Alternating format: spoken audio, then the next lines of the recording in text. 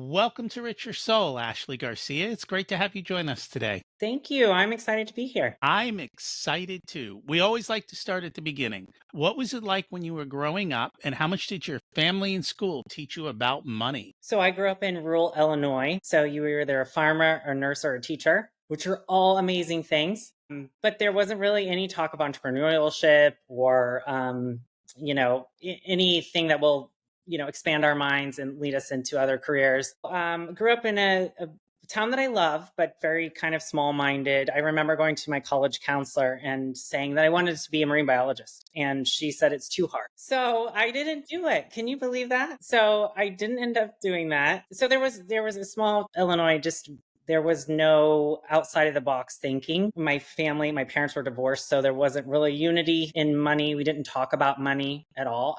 My grandpa won the lottery when I was little. So that's the only conversations we ever had about money was how grandpa, got lucky. That was it. Was it a really big jackpot or like life changing or? Yeah, for back then, again, rural Illinois, cost of living is pretty cheap. And it was in 84. So it was 1.6 million back then. And he was the janitor for the school. They lived in a one stoplight town. And so, yeah, he retired. He was the janitor, the school bus driver, and the superintendent, all for that one little school. And he retired, and he did really well. He invested well, and they lived a wonderful. That was the perfect year to invest in the stock market. I didn't know. Well, It literally was, because we went on a run from about 1983, 1984, 80, right in that range, to pretty much to today. mhm. The Dow was in triple digits back then, meaning it was less than 1,000. I don't know what it is today, 30 something thousand. So if you think about it, it was phenomenal. Of course, interest rates were like 14, 15, 18% because we had inflation. Yeah. Different time. Out of curiosity, did your guidance counselor say that because you were a girl and that was science, or did everyone get that advice? After actually, I think this guidance counselor is still in her office. I believe after all these years, it's just a kind of known fact that she helps kids that she likes and other kids. I don't know. Maybe I shouldn't go to that, but maybe she just wasn't supposed to be in that job. I think it wasn't just because of gender. I don't know. I still think about it. It makes me sour, actually. Do you hold on to it though mentally, or are you beyond it? Apparently, I didn't know we were going to touch on that today. And the part of that though that's important, I think, is because for every single one of us, well, I won't say that for others, but I think we hold on to stuff from childhood. Absolutely. And it stings, right? Yeah, it does. When I go home, I'll see her every now and then, and I smile, but I think, man, but yeah, it does. We hold on to things for sure. The best revenge is success. It is. You It should is. go have that conversation. Thank her. Go, I could have been a marine biologist, but now, I'm a successful business owner flying around the world and hanging out with the best people, That's right. Yeah, I should. Yeah, I definitely should. and Thank let you it go. for that. Yeah, and let it go. Trust me, I've been doing a lot of work in that area, so I get it. And I see it in so many other people and many of our guests. I mean, that's kind of the conversation we have around money, is especially for some, it's like, have you let it go yet? And some are like, a lot of them are yes, but there's a lot of people still like, no, it's still there. Even though I'm 1,000 steps up, Yeah, it still tugs. yeah. Well, clearly, it's still really raw on me, and I didn't know that until I just told you. So, yeah, gotta heal that one. That's what our friend Erin fixes.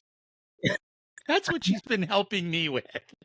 Letting go of all that stuff. And she was a guest too on the podcast. We're not hiding anything, people. You can listen to all of this. She's amazing. Amazing. So clearly you didn't go to marine biology. What happened next? Actually, I went to culinary school. I decided I'm a service oriented person and I love to bake. I love to cook. I wanted to open my own bakery, and I went to culinary school with that in mind and, did the whole thing. Best time of my life. I will just tell you, because we like bake croissants in the morning, and who had to eat them? We did. I mean, the whole class. It was so great. We had amazing, amazing lunches because we had to eat what everybody was cooking. I mean, it was awesome.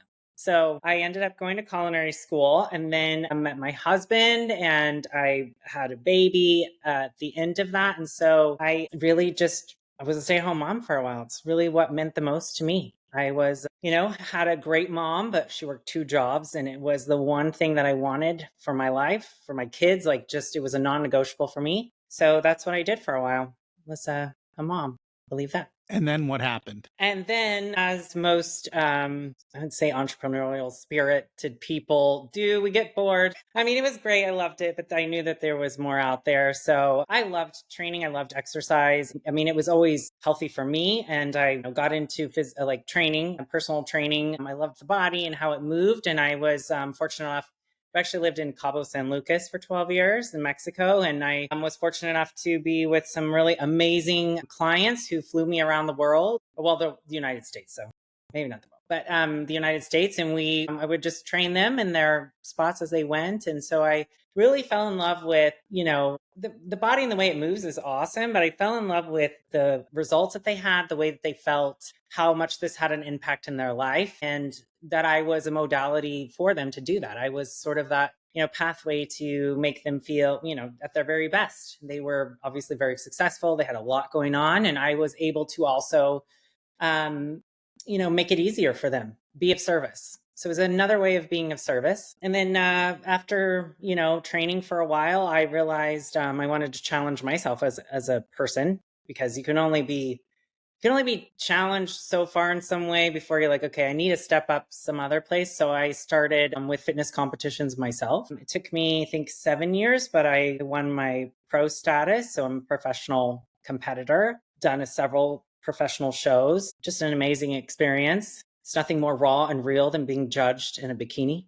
on stage. So definitely a growth experience. And that led me to really, because we had to get so precise with our training and our nutrition, it led me into, competition prep coaching for other people. So helping guide them, the precision of that is just so, the minute details make a big difference. So all of that with my service oriented, like personal training and stuff, really led me into what we do now, which is coaching high earning executives, entrepreneurs, anyone who's extremely busy. How did you deal with all that feedback getting judged on stage? Well, the first time I was on stage, I completely blacked out. So I couldn't tell you. I don't remember. I didn't pass out, but I don't remember a thing about it.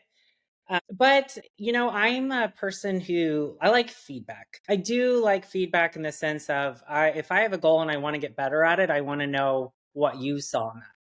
I knew who to take criticism or feedback from and who not to take it from. I think everybody in that has their own opinion on what you should look like, what you shouldn't look like. Maybe not even just that world, pretty much every world, right? So I knew who I needed to listen to, and I went after their feedback. And I was like, okay, that's what's going to make me better. And that's a skill. So the first part is understanding that you should really question who is judging you and whether you want their feedback. And then 2 is trying to figure out who really has your best interest at heart. Mm-hmm. And who really can give you the keys to get to the next level. And that's not easy to do. How were you able to do that? Probably because that counselor told me no. And I was like, I already know that you're not my person. It wasn't easy. I know there were several people I listened to that I probably shouldn't have listened to. And, that kind of thing. But I've always stayed true to my authentic self. And so if, I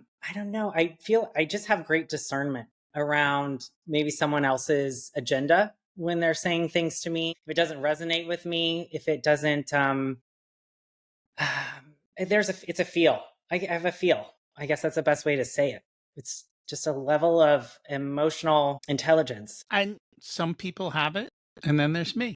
And I get it. It's funny, though, because if you look at a lot of, especially on the tech side, and a lot of the people who have done really well driving forward, the one thing that you'll notice with all of them is no EQ, no For whatever reason, it's, hey, we have a job to do. We're going to go get it done. And that kind of focus. That's okay. Before we get to kind of how you help and what the struggles are, we connected because we have friends in Genius Network. Can you tell us a little, like, what is Genius Network and how has it helped you? So Genius Network is created by and led by Joe Polish, just an amazing, amazing marketer, amazing businessman. Don't know who he is. Definitely have to look him up. He loves everything interesting, which makes him interesting. So he's a lot of fun to be around. You know what? It's a group of, at the very just essence of being in the room, it's a group of people of just different levels of entrepreneurship. Is that a word? Yeah, we will make it. Mm-hmm. Yeah. And they're at very different levels, all with amazing ideas, all coming into a space, sharing experiences, struggles, opportunities they have with zero ego. That's the biggest thing. Can you imagine a place where someone who sold their business at, I don't know, $500 billion or whatever, just some insane number, and they come and I ask them a question, there's no ego there. They're so willing to help. They're willing to give advice. They're willing to actually connect with you afterwards and just help you through it. So Genius to me has been just, I mean, one of the best experiences ever. Gotten really close to a lot of the it's a hard word for me to say today, and a lot of the people there, and really just experienced so much knowledge and genuine connection at the annual event last year, which was amazing. Joe had the most amazing speakers, and I connected with someone that I see maybe once a year. And I said, what makes Genius so different? And we both really decided that it was the level of conversation that happens in 5 minutes is so much deeper than if you had talked to this person for a year straight. Like in that 5 minutes, it's so deep and so rich. The environment feeds it. We're all open and ready to learn, ready to give. It's just amazing. How do they weed out the takers? That's probably a question for Joe. I'm not sure what he does on that end, but I know there are takers for sure everywhere where we go. I haven't experienced it in Genius. I'm just saying, in the world, they're all over. How they weed them out, I don't know, but they've created just an amazing group of people together that just complement each other, even though everyone's so different. Okay. And what is it like? I mean, you're talking about, hey, in 5 minutes, I have a deeper conversation than over time. What is it that makes it so deep? I think because we're all open. We're all there for a purpose. We're all there to learn. No one is above anyone else. We're all there to just really soak in whatever knowledge we possibly can to better our business, our health, our wealth, everything like that. So I think we're all there with an open heart. And so when we do connect, it's not guarded. I'm not there to take from you. I'm there to give to you. Makes sense. So let's get back to fitness. You're dealing with highly successful people, and yet it sounds like are they struggling with fitness, or are they trying to push their levels higher? Or is it vary? It's a little bit of both. Yeah, it's varied. It just depends on the person. And what we've noticed with coaching is that when you have an extremely successful business or anything like that, you are nowhere on your list to take care of. It's not even, you're not a thing to you. Like you will go like latte dinner. No one, really takes care of them. So it's like, when was the last time you ate breakfast? That's a common question we have. And they're like, what do you mean eat breakfast? All right. Well, you finish your comment and then we'll talk about breakfast. Okay. So it's just, are you taking care of yourself? Like sleep levels or sleep is non-existent. Stress levels are off the charts. It seems to be like you sacrifice your well-being for the benefit of the company. And once the company is up and running or whatever, even if in the midst of it, you're not even on your radar to take care of. So it's really the majority of is the basis is nobody does anything for themselves. It's for the company or for their goal. I'm weird that way. We don't take phone calls before 9 a.m. because, by the time I get back from the gym and all that stuff and shower and go through my morning routine, and that's only actually no calls before like 10 on Mondays. Good for you. That's impressive. I have a mastermind on Tuesday morning, so that starts at 9:15. Wednesdays, I might do a 9. Thursdays, sometimes we go early because of someone else's schedule, but generally 9.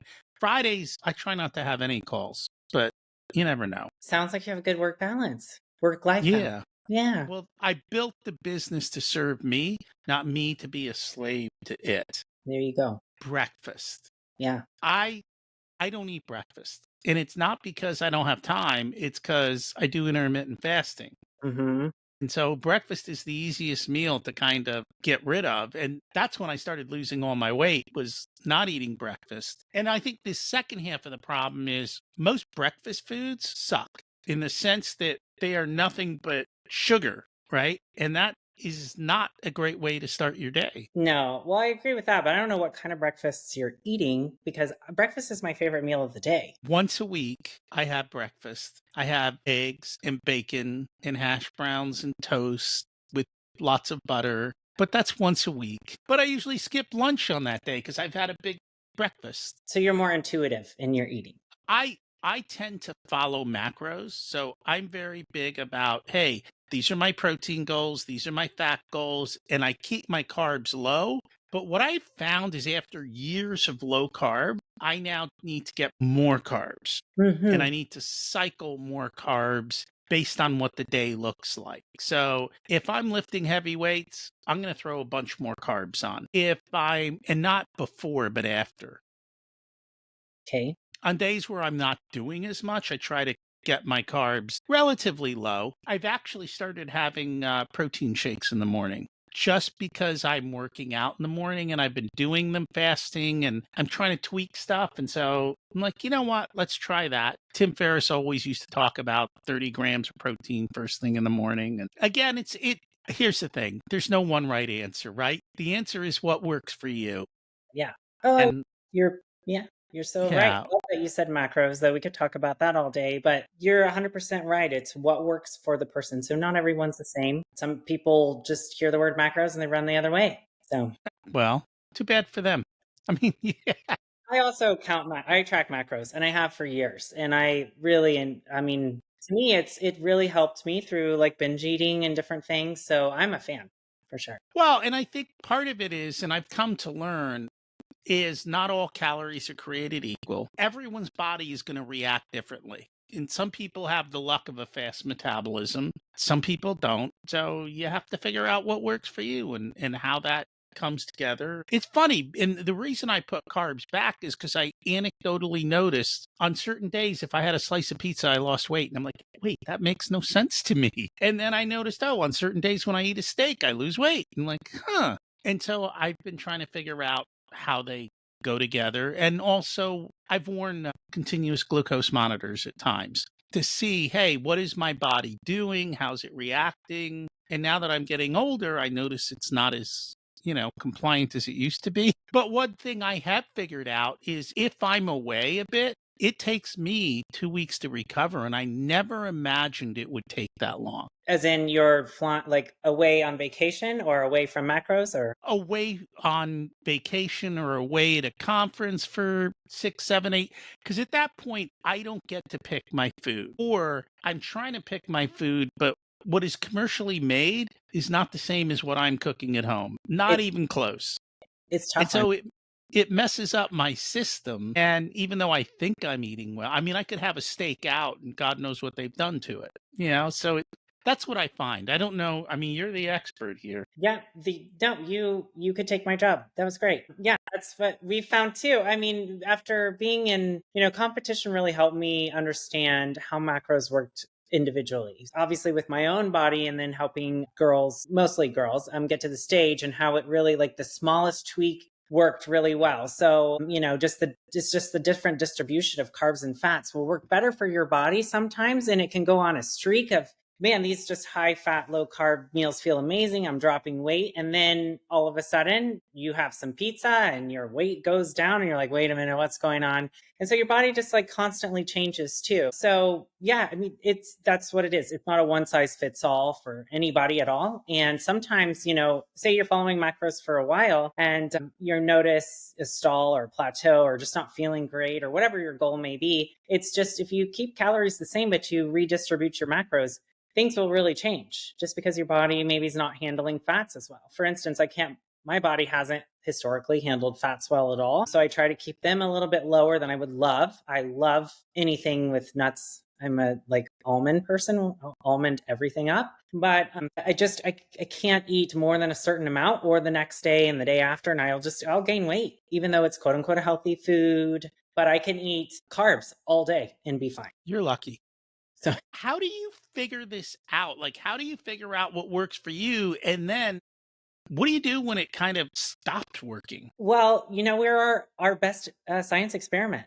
We really are, which you also said. It's just figuring out, it's paying attention to the food that you eat. I like to think like 20 to 30 minutes after I eat something, how am I feeling? I have a quicker metabolism, like things kind of move. So it hits me right away if I'm like not feeling great, if I'm like, I don't know, bloated. It's probably not the best visual, but you just like you listen to the cues of your body and how it feels, and then you make adjustments based off of that. So with clients, we'll make an adjustment. It's almost sometimes weekly with macros. If they are really dialed in, the more dialed in you are, which sounds like you're really dialed in, we would be able to go in, look at your foods, what your patterns are, when you're eating them, workout times, activity levels, and the sleeping, stress, all of it, and be able to make adjustments based off of all of those different factors. And even sometimes, most of the time, it's not changing calories and just redistributing, or some cases you're not eating enough. So we are adding food to your diet as well. It is really hard to get a lot of protein, That, especially if you're out. It's almost impossible when you're out to be able to do that. yeah, we're America, right? We eat steak. Like I'm from the Midwest. It was like steak and potatoes, but we're not, if you go out, we're not a real protein centered country. Everything is processed or cheese and tortillas. But yeah, it's difficult too. So we have clients, we're searching different brands of like even a beef jerky that's really natural, just something that they can take on the go, because a lot of our clients also travel or they're on the road a lot, any kind of things like that. Shakes we don't always love because of that artificial protein, but sometimes if you have one every now and then, or once a day is what we like to limit you to if you can, and get whole foods in. But yeah, when you're traveling, it's tough to get in all of the nutrients. So you've talked about sleep a couple times. How much sleep do we really need? Yeah, well, this will shock you. So the suggestion is like 7 to 9 hours. When was the last time you got 7 to 9 hours? Or do you? Me? Yeah. Last night? Okay. I think, yeah, I am good. There are days where I will go occasionally on the weekend, I'll get 9 or 10. Good for you. Occasionally. But it's usually because something happened during the week and I just woke up. I just go to bed on time. Like I don't worry. Like people realize they forget the morning is built on the night. Mm. Go to bed on time, right? And then everything else will kind of work itself out. But if you're up till forever, then that's not the case. So I think that's a big part of it, Yeah. is setting your evening routine up. Yeah. What we call sleep hygiene in our world. Yeah. And just really making sure that you stick to a bedtime, that you put away the screens going to bed. I'm pretty bad about it. I like to scroll. I like to watch like little cute dog videos at night while I'm trying to sleep. It's my favorite.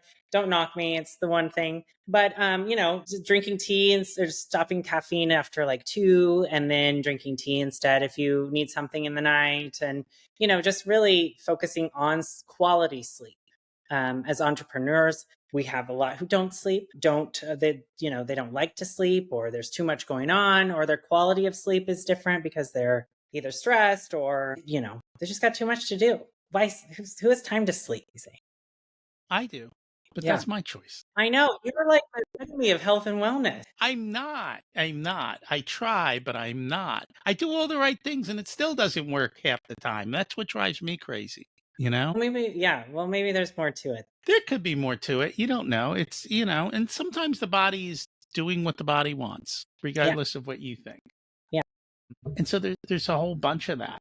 So for a lot, I mean, it's really that they put themselves last. Is that what it is? They're not focused on that. yes. So what is it that prompts them to make the change? A lot of times it can be word from your doctor, right? It's more of a bigger scare. It could be, hearing someone else feeling better and then saying, oh, wait a minute, I need to also do it. When you're high achieving, like I said earlier, you get to a certain level and then you just know that there's more out there and maybe you need to challenge yourself in another way. Also, that we have a lot of clients to come to us for different reasons. After working with them for a while, one of my favorites is like, I can't believe how bad I felt before. I didn't even know. That's one of them. And then their productivity also goes up. I mean, they're getting rid of brain fog. We do have them pay attention to their hormones big time. I mean, that's a big thing to also pay attention to. If something's off there, but you're doing everything right, maybe things won't be changing in the direction you want it to, and you may not feel great either. And for me, I think one of the reasons I'm doing a lot of this is I'm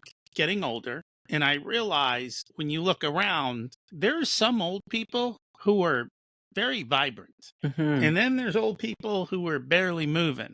And I know what group I want to be in. And I realize that just like my money compounds, my health compounds. So I'm going to start doing all of those things early. I have a longevity doctor that we work on Healthspan and taking different measurements, not all the time, but from time to time, and just looking at what are all the risks and working through the risks to alleviate them and be able to do that. And Joe Polish doesn't really talk about health like Dan Sullivan does in his programs, does he? Or he does talk about health often. I haven't been to Dan Sullivan, but he does talk about health in different. We have quite a few different doctors in Genius. So, okay. Yeah, that's an emphasis. Are they more so along the longevity health span side? They're all different, but we are really in tune with the longevity of health in Genius. Yeah. So are there certain things that you've seen helpful to improve health span? Oh, yeah.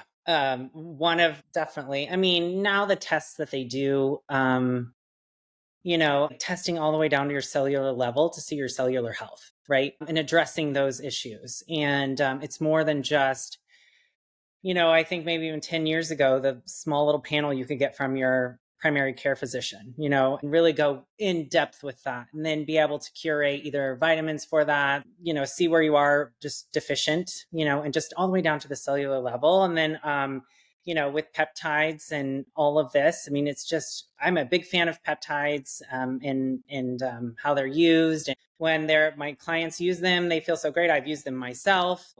Yeah. Can you, what are peptides and how do they help? So, well, from my understanding, it's from their, like amino acids in your body. So we already have them. They take them out. They do this amazing sciencey stuff. And then they make this formula that helps whatever the peptide is specific for. So, I mean, I did one. I gave myself a shot for 40 days, which was also a feat of, was a feat for me. So I did it. I was pretty proud of myself. But, I have always had kidney issues, always growing since I was a little kid. And it was just something to help with like underlying bacteria and things like that. And I never felt better. It just like, hopefully that's not TMI, but it's true. It's real. It's raw. And then we have BPC 157, which is really widely used, which is just like this great anti-inflammatory that helps with, joint health and injuries and gut health. And I mean, there's just so many great benefits to peptides, and there's so many out there that I don't even know about yet. I think one of the things I've noticed is everyone's looking for a pill or a shot to solve their problems. But until you have underlying health, none of those things are going to do very much for you. Yeah,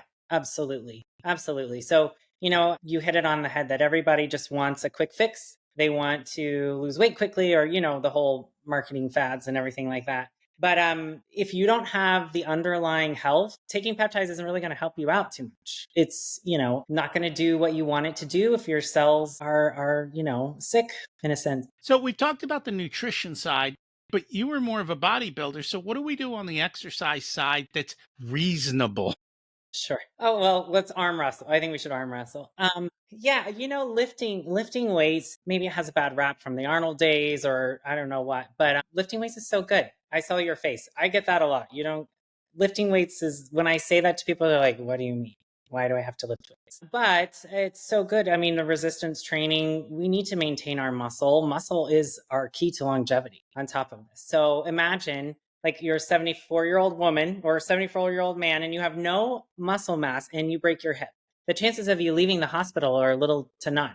So when you're looking at this older generation that's more vibrant, I mean, they're still active, they're still moving, they're doing things. So yeah, I resistance training. You can start with the basics. You can do 2 to 3 days a week. If you're not sure how to do it, I suggest getting a personal trainer at the gym so that you focus on your form and that you can create good pathways, muscle pathways, so you aren't injuring yourself or anything like that. And start with full body, couple days a week, but make sure it's challenging for you. And that resistance training is good for hormones, longevity, the whole thing. Not a fan of cable machines. Okay. I will say it for me. I never was able to progress. Like I couldn't build muscle on cable machines. When I started lifting like Olympic weights, squat, deadlift, bench, like those are my three go-tos. And then I do stuff beyond that. That was a game changer. And I was shocked at the progress I made on the cable because I go do that and then I'm like, oh, let me try a cable machine. And it was night and day where I would go for 3 years and barely move up 10 or 20 pounds on a cable machine. After doing that, it was like multitudes of moving up on the rack. Yeah. Well, it's not always about the weight you lift. I understand what you mean. You're getting stronger, but I'm the same as you, as I've been lifting the same weight for years on a whatever movement we're doing. I don't really go up too much in a cable, but I've definitely progressed and definitely gained muscle from it. So, I mean, yeah, it's really about challenging the muscle in whatever movement you're doing, not necessarily about how much you lift. So if you see that stall, doesn't mean you're not getting stronger. You can focus on range of motion. You can focus on, one more rep if you can't add weight. But yeah. What is optimal? Like for weightlifting, what do you think is an optimal amount of time and effort into it? That's optimal is a very personal word, I think. I think it's We're not trying to be bodybuilders. We're just trying to be healthy entrepreneurs.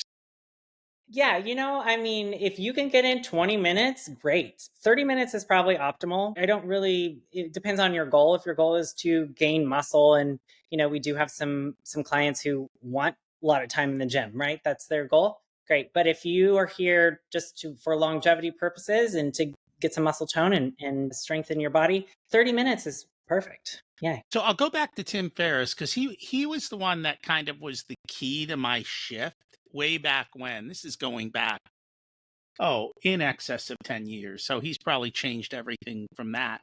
But the one thing I took away from it was minimum effective dose. It's like, he's like, you can do the minimum amount and get a maximum result that what you do in 20 minutes, you can go spend 2 hours in the gym and you're not going to make much difference. And I think that's where people get off kilter. Yeah. That and consistency. That's the big one. You have to show up all the time. You have to show up and you have to do it more than one time. Yeah. So you could be there 20 minutes. You can be there 2 hours. You can do whatever you want in the gym. But as long as you're showing up to that 2 to 3 times a week or whatever you've committed to, and you know what you need for your goal, then that. So it's consistency is everything. It is. And the more that you can make it systematic and get it into your calendar and make it happen, the better off you are. And when I first started, when I traveled, what I did was I had a flexible thing. I'm like, hey, I'm traveling. I know that I am not going to go to the hotel gym 98% of the time and find a squat rack. Certain gyms have them, which is very nice. So I said, hey, when I'm at those gyms, I will do whatever I can and I'll be flexible. I found too many people overset their goals and then they massively fail at them. Instead of setting a reasonable goal and just doing it consistently. I'm a consistent person, but I've come to realize most people aren't. Yeah, I'm in the boat with you. But we're always about progress over perfection. So in our coaching, it's not about, here's the plan. Did you stick to the plan? How many squats did you do? Did you eat your broccoli? Like, what are you doing? It's, we want to walk clients through this whole journey. It is a journey, right? There's a bit of self-love in all of this that people don't think about. And so when it comes, that's where the consistency kind of goes, because they'll start doing it. They see the plan. They're like, okay, yes, type A, generally, I can do this, this, and this. And then they start going and they realize that this is something they have to block off in their calendar. They have to make the commitment to themselves when they do travel. And if they don't have everything in the perfect scenario, it's the first thing that will go. They'll be like, well, I just couldn't do it. Right. So we have sayings like progress over perfection. But in my family, we have a saying that's like, do what you can with what you have right now. Just do what you can with what you have. And that's way better than perfection, because it's not real. Perfection's not. That I will admit, I'm not perfect. So here's my thing from this morning. I don't know if you can see it. It's Yeah. workout 8:10. Get out. Yeah. 17,000 pounds listed today, but I failed at the last set on the bench press and I really sucked at my dips. But you know what? I showed up. Well, to me, that shows you did. And to me, that shows that you worked out to the max and that you just had nothing left. So Yeah, that's, well, that and there's a little fear, that barbell, like when you're not too sure and you don't have a spotter. If I have a spotter, I do much better. It's amazing how that happens. yeah. Yes, for sure. When you have support. Yeah, and that's the biggest thing I've noticed. When I have a trainer or when I have that, I will do more than not. Or even when I'm there and I know somebody at the gym and that they're near me and they're watching, I'm like, oh, I got to do a couple more. I got to look good today. Yeah. Totally. I know that feeling. Absolutely. Right? It's that ego thing. You gotta go for it. And so that's why it helps create the systems around you to make it happen. The reason all of this works is because the first thing I do is go to the gym, because if I don't do it first, I know it won't get done. Like life will smush and it won't happen. So I just get it done. I get it done in the morning and then I don't have to worry about it. Yeah. And, if you're not taking care of yourself, you can't take care of other people. You can't take care of your business. You can't do anything. And yet people still struggle with this. So how do you get them over their struggle? I'm a communication and connection person. So it's sitting down, meeting with people, and meeting them where they are. A lot of times we see the system and we've got it in place and it looks really easy to do. But that first step sometimes is the struggle, or maybe it's step 6 or whatever it is. It's a one-on-one. I like to be in tune with my clients and really listen to what's going on in the deep underlying root cause of why they aren't, achieving what they want to achieve in their wellness. Are there certain themes to those root causes? Yeah, honestly, it's gosh, it sounds so harsh to say, but it is honestly like an act of self-love. It really is. There's a lot of stuff that comes up in this journey that people don't think about, because you're thinking about, I've got a plan, it's just exercise, it's just eating healthy. But when you're constant in everything that you do, choosing to go to the gym, choosing the next meal, choosing to go to bed on time, you're choosing yourself. And so it doesn't always feel good if people are used to not paying attention to their own needs. So when they're, busy in their day to day and they've got big goals and dreams and things to achieve, their physical well-being is not one of those things. So when you have to take a step back and be like, okay, wait, I have to work on myself. I have this to do for myself.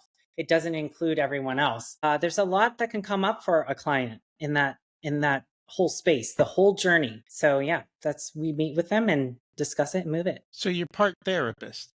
I mean, no, I'm not a therapist, definitely. I understand that. You are not a licensed therapist. Yeah. Right. Yeah. It's a teamwork. It's definitely a collaborative teamwork. Yeah. We're focusing on clarity in this and systems behind it, right? How to get there. And that really is the key, is if you build the systems and you just do the systems, then things work out. So for me, my system is I go to the gym first thing. My system is I have an app that tells me what I'm doing on that day. Like I know what I do every Monday because it's the same damn thing every Monday.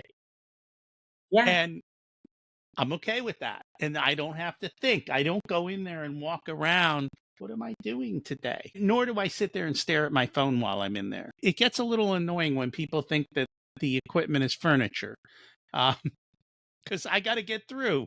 Do you walk around like like Jaws? Do you just kind of pace back and forth until they get off your machine? Or are you one that says, excuse me, buddy, I've got work to do? So I have found the time in the morning where it's usually not very busy. And like even today, I went in and all 3 squat racks were taken. But there's 2 of these other ones that you can use as squat racks. So I just started warming up over there. And I barely got started warming up and someone left. And so then I just hopped in. Nice. It's a little tougher with the bench because there's less of them. So I will usually either wait or push. Most of the time on those pieces of equipment, they're not the kind of equipment that people turn into furniture like some of the other stuff. That's true. Yeah. So it's not as bad. I know it because I watch as I'm sitting there and seeing what's going on. And it's just funny. And you know what else is amazing? And that was really surprising to me. Some of the strongest guys at the gym are not big at all. Yeah. They are just like you look at them and you go, "What? How did he just do that?" Yeah. Yeah. Strength isn't always how big you are, which was interesting in the community that I was in bodybuilding is like, we actually didn't lift super heavy. That wasn't something that we did. We lift for, to like for a certain amount of reps to push the blood into the muscle and really expand it, make it grow. We were not in there powerlifting by any means. Yeah. No, most guys with big muscles aren't very strong. Or Yeah. girls, Yeah, that's right.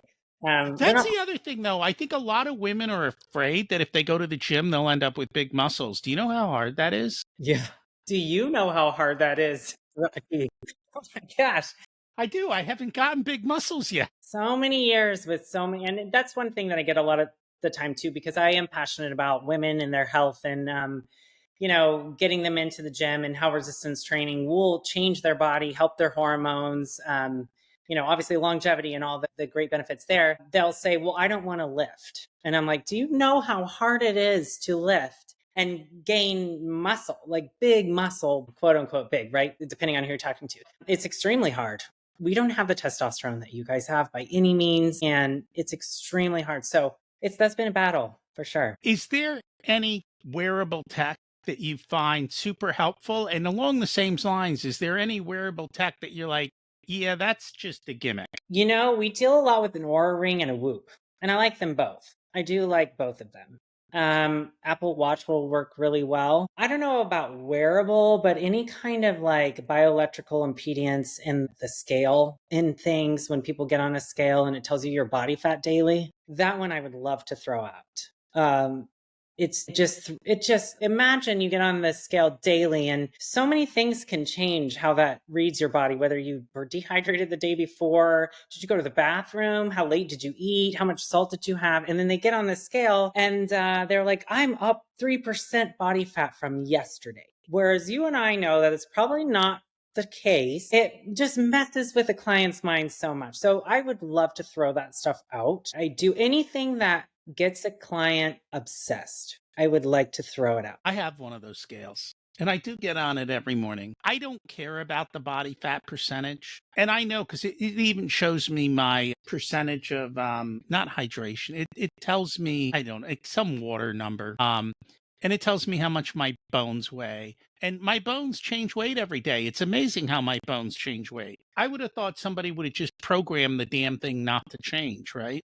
Just, No such luck. But I just do it so that it tracks my stuff and it all ends up in my iPhone and everything combines in there and all my stuff yeah. talks to each other. Yeah. And I love that. I mean, we look at a lot of clients' data. It's up to the client how in depth they want to be. We can go in depth as you want, but if it is something that you're gonna obsess over and you can't live an actual life because of something like that, like a reading or something like that, it's not worth the measurement. But when they all talk together, the more data we have, the better we can help for sure. But as long as you can take it and know that it is a fluctuation, and you can like either look at an overall trend or something like that. Well, and that's the key. What is the overall trend? What's the general number? I've learned day to day doesn't. Like I've learned something I do today might have 2 or 3 days worth of effect. And I think that was kind of a bigger aha for me, along with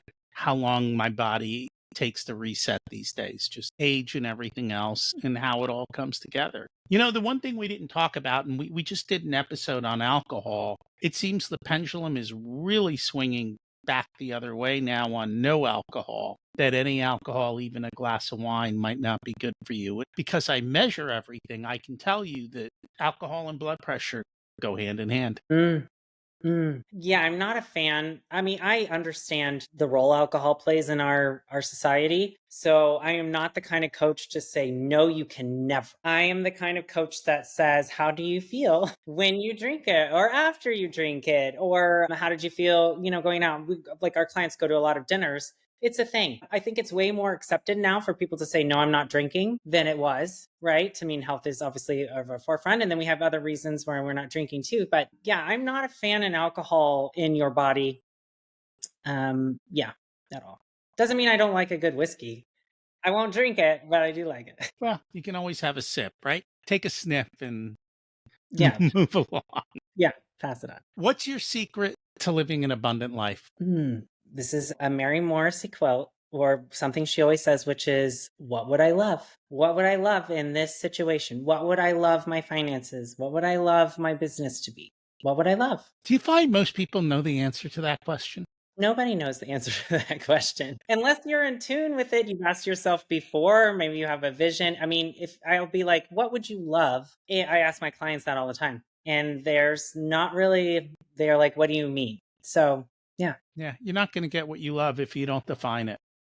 What did you learn later in life that you wish you would have learned sooner? Gosh. I'm going to make it about myself. Is that okay? I'm going to Yes. say that I wish I knew I could do the hard things. Probably a blanket answer, but I wish I knew that I had the courage and strength to do all these hard things. And I wish I would have done them earlier. And the sooner you do them, the more hard things you can do, right? Because Right.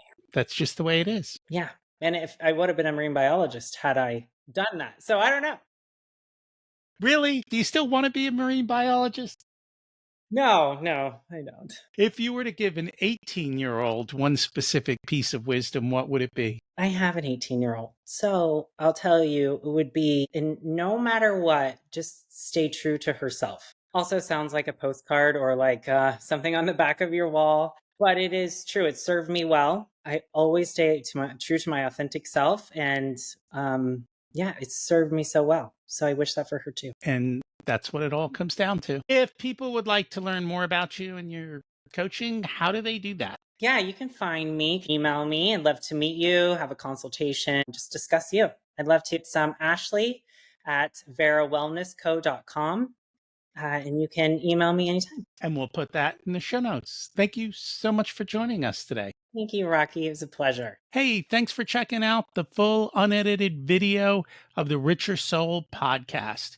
You can get the full audio podcast with intro, outro, and a ton more details here on YouTube or whatever your favorite podcast player is. Don't forget, we've got hundreds of episodes for you to go back through, and you can also get episode information on the Richer Soul website as well. Don't forget to subscribe so you're automatically updated as to what's going on and every time we release a new episode. The first few episodes of the Richer Soul podcast actually lay out the entire framework that everything is built on over all of these years. So check them out as well. Thanks for listening.